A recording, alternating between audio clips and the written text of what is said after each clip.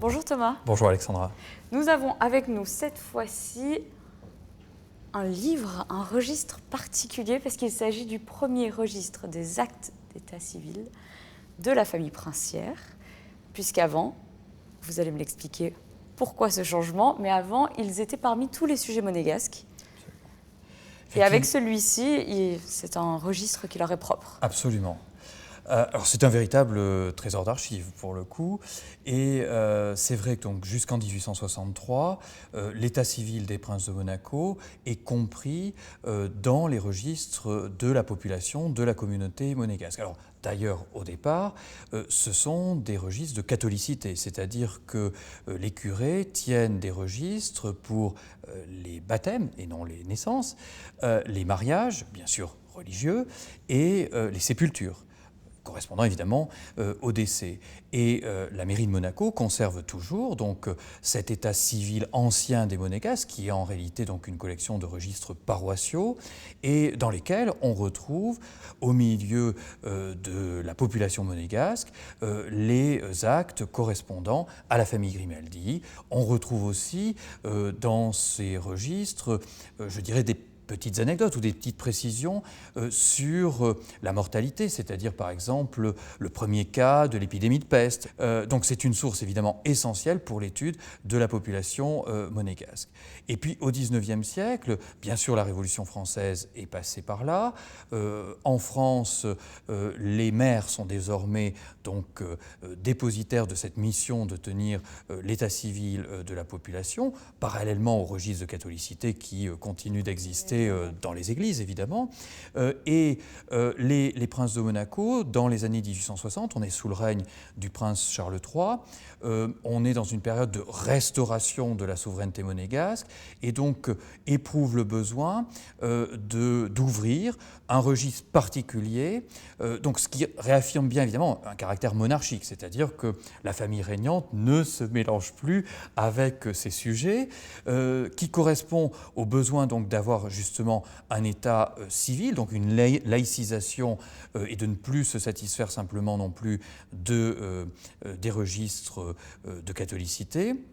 Et puis l'événement déclencheur, en 1863, a lieu le mariage de la petite sœur du prince Charles III avec un prince allemand, donc d'une dynastie régnante allemande, la dynastie des Wurtemberg. Donc c'est un mariage prestigieux pour les Grimaldi qui, je dirais pour la première fois, ont une alliance matrimoniale avec une famille royale, de sang royal, et ce mariage va servir un petit peu de matrice à plusieurs titres au mariage civil dorénavant dans la famille régnante, puisque pour la première fois c'est dans ce qui va devenir la salle du trône.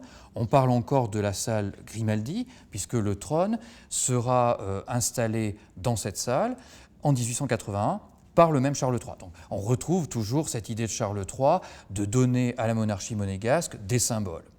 Donc dans ce registre, maintenant sont consignés, on peut dire, tous les événements civils liés à la famille princière, donc mariage, naissance, décès. Décès, absolument. Et lorsque l'événement n'a pas lieu à Monaco, et donc peut être enregistré dans l'état civil d'un autre pays, il est transcrit dans ce registre. Donc évidemment, c'est une source généalogique majeure. Donc, si vous voulez, on va regarder un petit peu, feuilleter ce premier registre, alors qui est ouvert en 1863 et est clos par un autre grand mariage, celui du prince régné et de la princesse Grace en 1956. Et aujourd'hui, donc, un deuxième registre continue donc d'être tenu et d'être alimenté par les événements heureux et malheureux de la famille princière. Et il est gardé précieusement ici. Il est gardé dans un coffre au palais, effectivement, avec comme officier d'état civil, c'est d'ailleurs le cas, on le voit ici, nous, baron Édouard Imberti, officier de l'ordre de Saint-Charles et commandeur de l'ordre équestre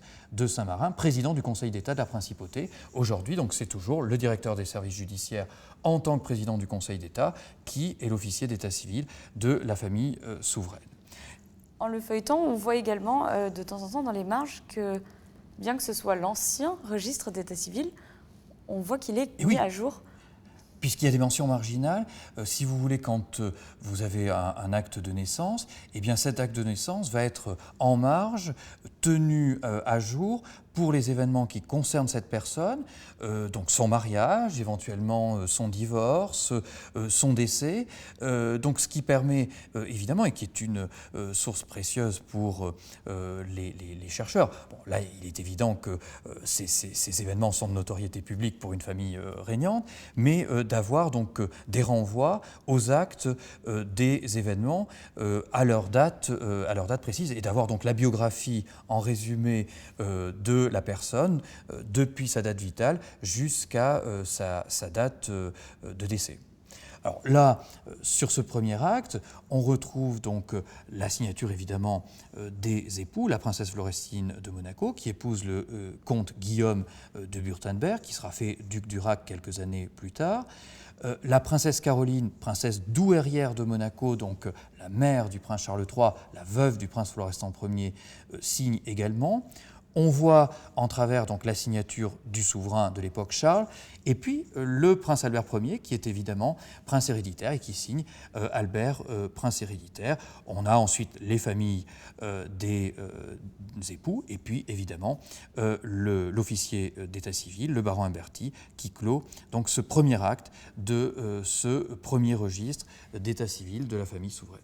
Comment est-ce que ça fonctionne pour les signatures? Ce sont les témoins, ceux qui sont déclarés comme témoins du mariage, ou uniquement les membres importants des deux familles respectives? Les deux. Les deux. Effectivement, même jusqu'à aujourd'hui, bien entendu les témoins, mais le prince désigne un certain nombre de personnes dans sa maison pour lesquelles certainement il a une certaine estime et qui contresignent effectivement les actes importants. Et ça a été le cas notamment pour la naissance du prince héréditaire Jacques et de la princesse Gabriella.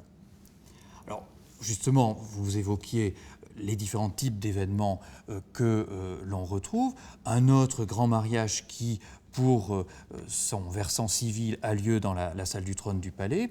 En 1920, la princesse Charlotte épouse le comte Pierre de Polignac, donc les grands-parents du prince souverain, et on retrouve donc une belle collection de signatures de famille, Charlotte, Pierre Grimaldi. Alors, vous voyez que d'emblée, il signe de son nouveau nom, puisque vous vous rappelez les règles successorales pour les Grimaldi. Lorsque une femme est en situation d'être l'héritière, le mari, l'époux, doit abandonner son nom et ses armes pour adopter le nom et les armes de Grimaldi. Albert, le prince souverain, Louis, prince héréditaire de Monaco, et évidemment la famille de Polignac. Et on termine toujours donc, par le président et le secrétaire du Conseil d'État qui clôt cet acte. Donc on est là toujours sur un mariage, et puis une naissance qui a lieu à Monaco, et c'est la première naissance d'un prince à Monaco depuis 1758, c'est en 1923 la naissance du prince régnier. Et évidemment, comme vous le disiez, des mentions marginales jusqu'au décédé le 6 avril 2005 à Monaco. Donc le registre a été tenu évidemment à jour jusqu'au décès du prince. Voilà. Et on retrouve évidemment à ce moment-là, on est sous le règne du prince Louis, prince de Monaco, qui signe l'acte de naissance de son petit-fils. Et puis parfois... Il y a également des événements qui se passent en dehors des murs de la principauté. Exactement. Mais il faut bien le retranscrire. Absolument. Puisque c'est un petit peu...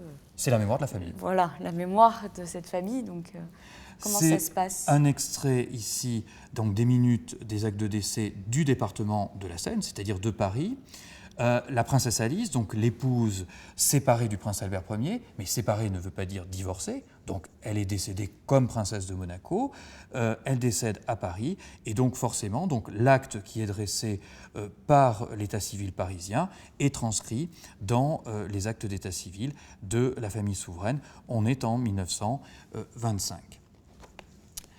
Et puis on peut évidemment ne pas évoquer, d'autant que la calligraphie est très belle, très soignée, l'acte de mariage du prince Régnier III avec Grace Patricia Kelly, qui est le dernier acte de ce premier registre, et évidemment où l'on retrouve donc la signature en premier lieu du prince, Régnier prince de Monaco, de la mariée Grace Patricia Kelly, de ses parents, de la princesse en toilette, des parents du prince Régnier, Pierre de Monaco, Charlotte, le père Teucker, qui est déjà là, et puis on termine évidemment par le président du Conseil d'État et le secrétaire du Conseil d'État. Ça se conclut par un merveilleux événement, en tout cas. Absolument. Et celui d'après, donc, lui s'ouvre sur un autre événement important, la naissance de la princesse Caroline, effectivement, en 1957, et se poursuit encore aujourd'hui. Il y a encore quelques dizaines de pages donc, qui permettront d'inscrire les futurs événements dynastiques, et puis un registre nouveau s'ouvrira évidemment. Donc c'est la continuité de l'histoire d'une dynastie. Merci beaucoup Thomas pour toutes ces présentations d'événements très importants qui ont fait l'histoire de la principauté. À bientôt.